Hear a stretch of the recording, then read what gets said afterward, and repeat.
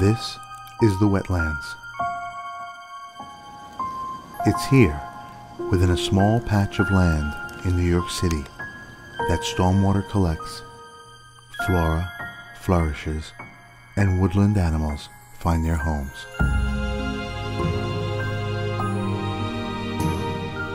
Bound by a hill, this beautiful oasis receives its nourishment from the runoff of adjacent wetlands. The rainwater that flows here keeps the area moist and fertile year-round. In recent years, these wetlands have become a battleground.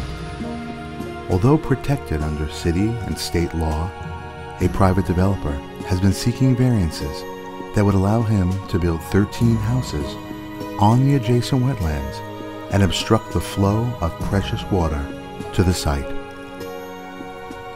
The residents have resisted. They joined together to stand up to the developer, his design firm, and legal team.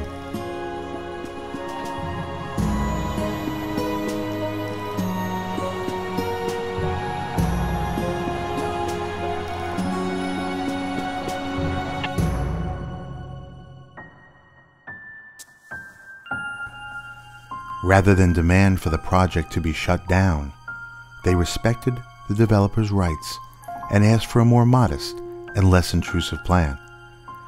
The developer countered with an argument that he has compromised already.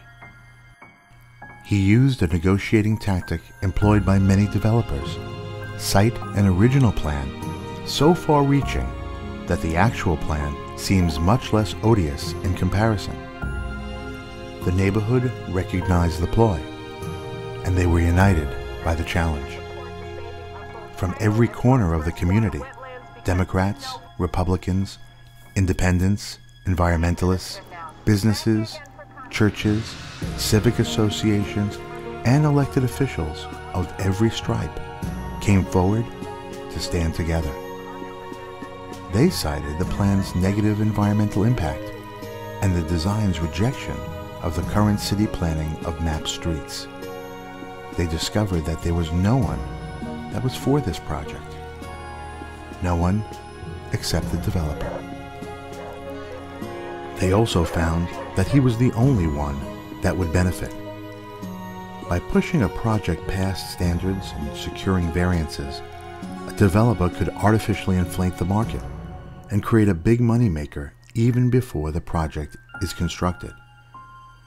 After just one variance, the real estate value of this modest natural preserve jumped almost 10 times and now is worth many millions.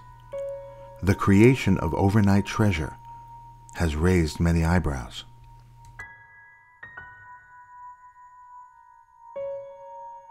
Currently, the entire project is under review with New York City's Board of Standards and Appeals. The board must decide if it will uphold the standard set by the city planners or allow the developer to receive another variance.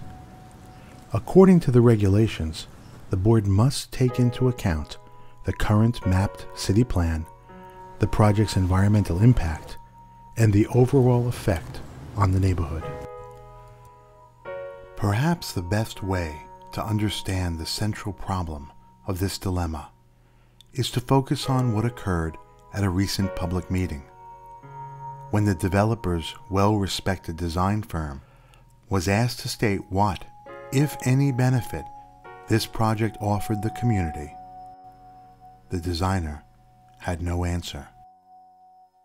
After a few awkward seconds of staring blankly into space, he shook his head and quietly sat down. Will this undeniable truth resonate the next time this project is under review? The next opportunity is in February 2012, when a second hearing will be held before the members of the Board of Standards and Appeals. The future of this community rests in their hands.